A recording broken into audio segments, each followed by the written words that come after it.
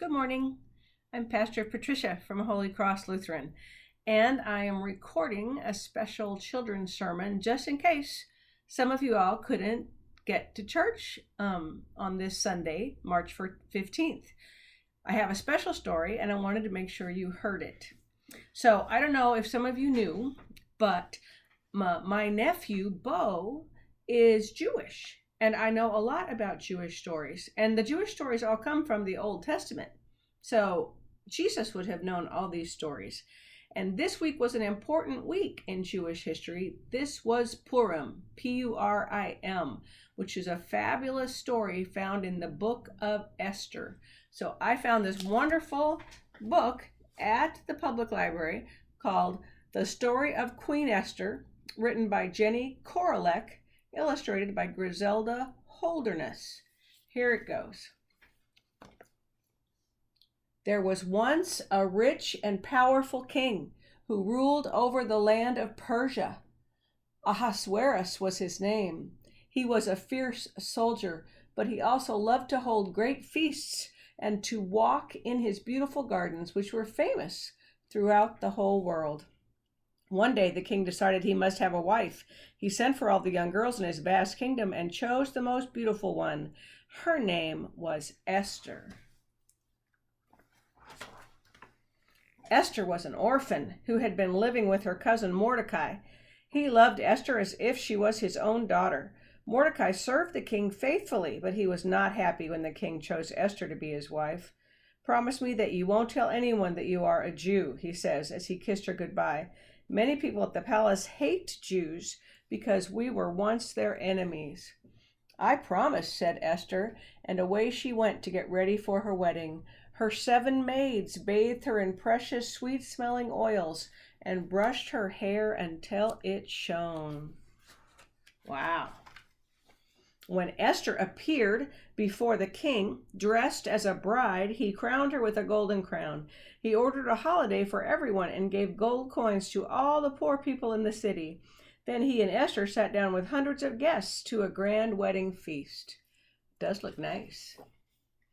That night, Mordecai overheard 2 royal guards plotting to kill the king. He quickly sent a message to Esther, who told the king, and the 2 men were arrested. Mordecai had saved the king's life.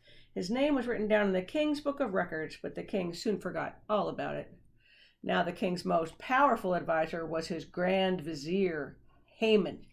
Everyone had to bow low whenever Haman appeared, but Mordecai never bowed down to him. "Why don't you bow down to me?" Haman said to Mordecai one day. "I am a Jew," said Mordecai, "and Jews bow down only to God." I think he upset Haman. Haman grew angrier and angrier with Mordecai. He decided to get rid of him and all the Jews living in Persia. He sat down and drew lots with his friends to find the best day for killing the Jews. Then he went to the king and said, "Your Majesty, the Jews do not obey some of your laws. Why don't you just get rid of them?" The king gave his royal ring of command to Haman and said, "Do what you like with them." When Mordecai heard the terrible news, he quickly sent a message to Esther. "Only you can save us now. Go to the king and beg him to be merciful." Esther sent a message back. "Anyone who goes before the king uninvited will be put to death, even I, the queen." "You must go," Mordecai replied. "Very well," said Esther, "I will go to him, but first you and I must fast and pray to prepare ourselves." Wow, pretty hard stuff. For 3 days and 3 nights, Esther and Mordecai ate and drank nothing. Mordecai prayed for help. Esther prayed for courage. She was very frightened. But finally, Esther went to the king, who was sitting on his great golden throne. When he saw her coming before him uninvited, his face blazed with anger, and Esther fainted. Then the king remembered how much he loved her. He leapt to his feet and took her in his arms. "Esther, Esther," he cried, "what's the matter? It must be something very important for you to come to me uninvited." "Oh, great king," said Esther, "I have just one favor to ask. Please be my guest tomorrow at a special dinner and bring Haman with you." The king agreed. Haman was delighted and rushed home to tell his wife, "Guess what?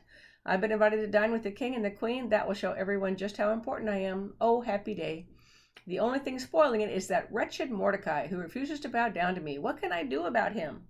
"Have a gallows built," said his wife, "and ask the king to have Mordecai hanged." Haman thought that was a good idea and had a gallows built right away. Good grief. It's getting worse and worse. That night the king could not sleep a wink, so he sent for his book of records and had it read to him. When he heard how Mordecai had once saved his life, he asked, "And what was his reward?" "There was no reward, your majesty," came the answer. Early the next morning Haman came in, hoping to get the king's permission to hang Mordecai. "Ah, Haman," cried the king, "tell me, how can I reward a man who has served me well?" Thought Haman, "he must be talking about me." "Your majesty," he replied, "dress him in royal robes, put him on the king's favorite horse, and lead him through the city among the cheering crowds." "Yay! What a good idea!" cried the king. "Go and find Mordecai. See that he is dressed in splendid clothes and mounted on a fine horse, and you yourself shall lead him through the streets, and be sure to call out as you go, 'This good man saved the king's life.'" Haman had to obey, but deep down he felt bitter and ashamed. Then the king sent for Mordecai. "You shall be my new grand vizier," he said. The first thing Mordecai did was tear up Haman's order to kill the Jews. From that day on, Jews were treated like everyone else in Persia. The Jews danced and sang with joy. And to this day, a noisy, happy feast, the Feast of Purim, is held every year to remember how Queen Esther saved the lives of her people. It's a good story. There's actually more to it than is in that book. One of the things that I wanted to tell you about is that when I've gone to a celebration of Purim at a temple, everybody gets a noisemaker, and they make all kinds of noise whenever the name Haman is said, because he is such a hated person, and because he was trying to kill all the Jews. So that's kind of fun. And another thing that's fun is they make these special cookies called Hamantaschen, Haman hats, which are filled with fruit. I think this is apricot, and I think this is cherry.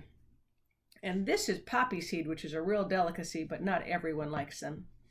Anyway, I wanted you to know this story because it's a story that Jesus would have known. It's in the Old Testament, and it's really important. It teaches us about people who are willing to pray and fast, like Esther and Mordecai, in order to seek God's will.